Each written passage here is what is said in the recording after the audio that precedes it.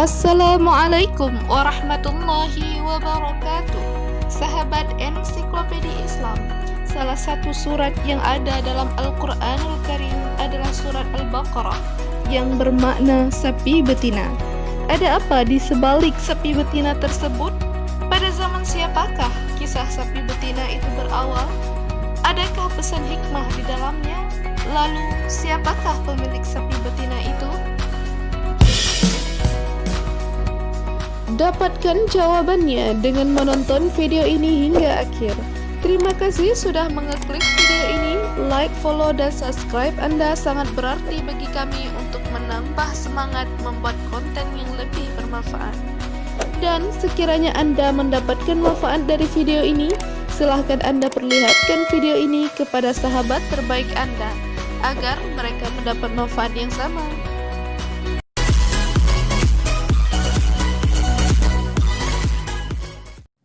Inilah kisah Nabi Musa dan anak yang saleh, pemilik sapi betina. Tersebutlah di kalangan Bani Israel seorang kaya raya bernama Syam'un. Dia mempunyai seorang sepupu yang fakir bernama Uhaihah. Tidak ada ahli waris selain dirinya.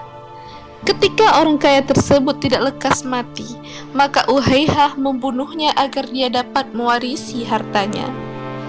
Untuk menutupi kesalahannya, Uhaihah membawa mayat Syam'un ke pinggir kota. Tujuannya supaya penduduk kedua kota saling menuduh satu sama lain. Pagi itu, mayat Syam'un ditemukan oleh Yahuda yang saat itu ditemani istrinya. "Mayat siapa ini, suamiku?" "Dia Syam'un, pedagang kaya yang tinggal di tengah kota. Aku juga mengenalnya," jawab pria tersebut. Mereka pun segera memberitahukan kematian Syam'un kepada keponakannya, yaitu Uhaihah. Agar tidak dicurigai, Uhaihah menampakkan rasa terkejut dan meratap keras. Uhaihah menuduh penduduk kota sebelah yang melakukannya. Itu sebabnya penduduk kota Uhaihah berbondong-bondong hendak menyerbu kota sebelah. Rencana penyerangan itu tercium penduduk kota tetangga. Mereka pun bersiap-siap menyongsong kedatangan kota Uhaihah. Ketika suasana semakin memanas, seorang kakek tua muncul dan berusaha untuk meredakan ketegangan. "Saudara sekalian, jangan biarkan setan menguasai kalian. Kalian telah termakan fitnah atas kematian saudagar kaya ini. Aku yakin kalian semua membencinya karena dia adalah orang terkaya yang sukses membungakan uang," katanya. "Wahai kakek, caranya berdagang bukan alasan untuk membenarkannya dibunuh," ujar penduduk kota Uhaihah. "Ya, engkau benar, tapi kematiannya juga bukan alasan yang tepat untuk bertikai. Sekarang temui Nabi Musa alaihi salam. Bukankah di tengah-tengah kita ada seorang rasul? Adukan perkara ini kepada beliau." Mereka pun menemui Nabi Musa alaihi salam. Nabi Musa pun tertegun, sesaat kemudian masuk dan berdoa. Ia memohon kepada Allah Subhanahu wa Ta'ala agar membantunya memecahkan masalah ini. Tak lama kemudian, Nabi Musa keluar dan memerintahkan mereka agar menyembelih seekor sapi.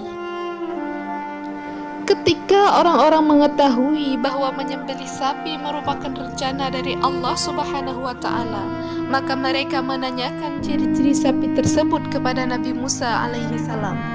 Ternyata di balik hal tersebut ada hikmah besar, yaitu bahwa di kalangan Bani Israel terdapat orang saleh. Orang saleh tersebut mempunyai anak laki-laki yang masih kecil.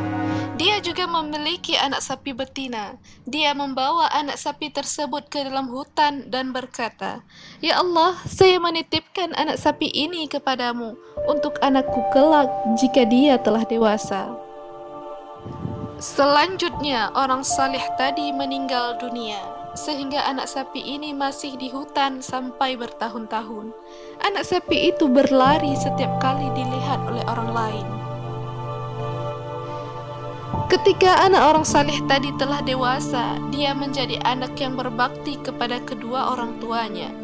Tiap pagi dia mencari kayu bakar yang ditaruh di punggungnya, lalu datang ke pasar untuk menjual kayunya itu. Kemudian dia menyedekahkan sepertiga dari hasil menjual kayu itu, memakan sepertiganya dan sepertiganya lagi diberikan kepada sang ibu.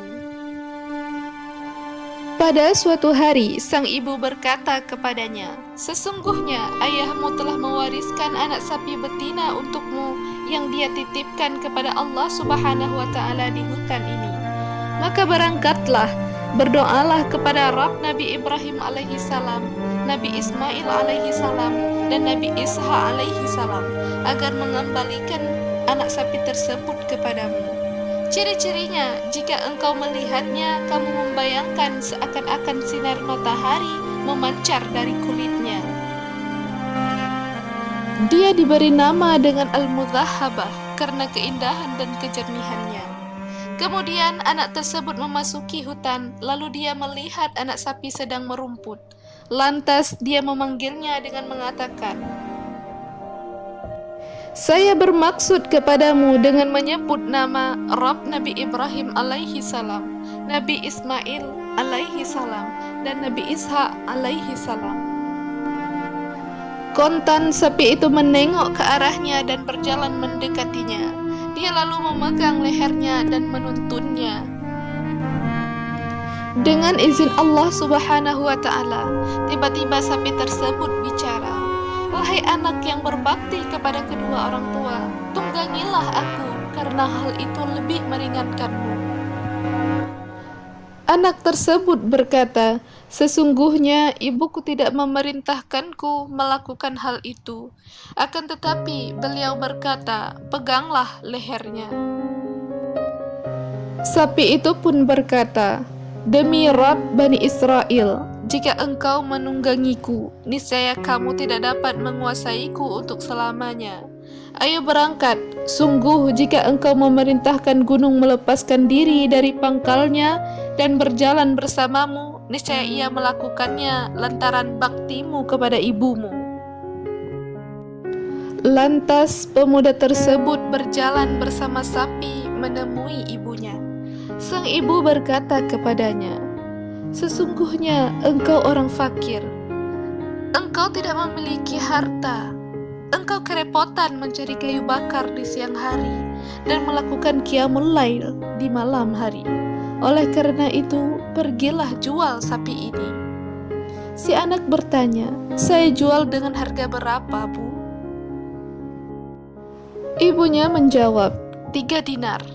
"Engkau jangan menjual tanpa pertimbanganku. Harga sapi telah dipatok 3 dinar. Sang anak pun berangkat ke pasar. Lalu Allah Subhanahu wa Ta'ala mengutus malaikat agar dia melihat makhluknya dan kekuasaannya, sekaligus untuk menguji pemuda tersebut bagaimana baktinya kepada ibunya. Sungguh Allah Subhanahu wa Ta'ala mengetahui hal tersebut. Sang malaikat bertanya, "Kamu jual sapi ini dengan harga berapa?" Dia menjawab, 3 dinar, dengan catatan ibuku meridainya. Lantas malaikat berkata, "Saya beli 6 dinar, tetapi engkau tidak perlu meminta persetujuan ibumu."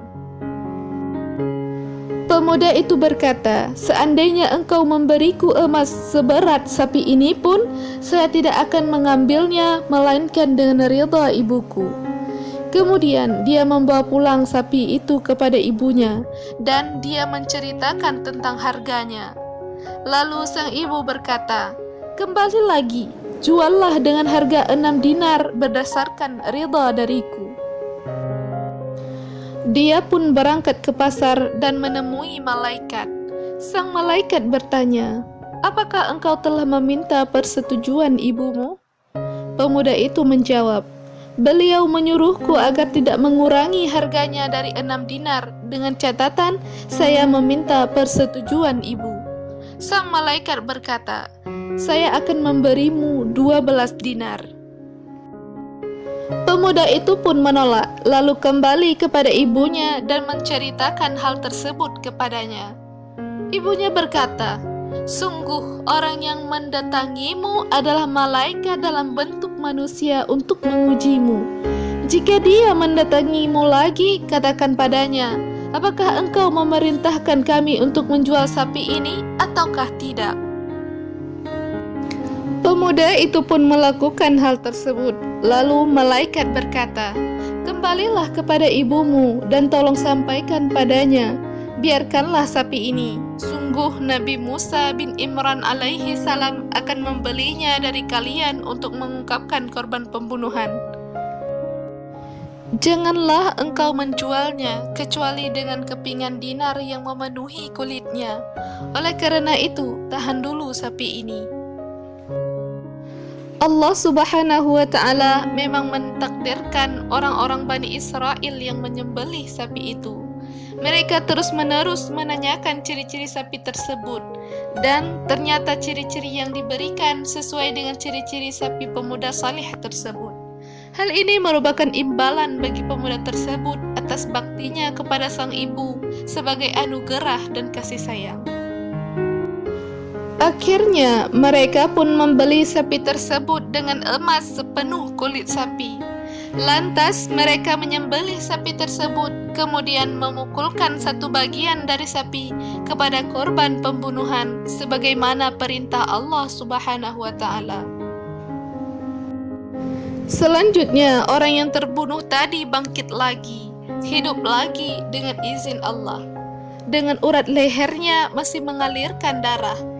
Yang membunuh saya adalah Uhayha, sembari menunjuk sepupunya itu.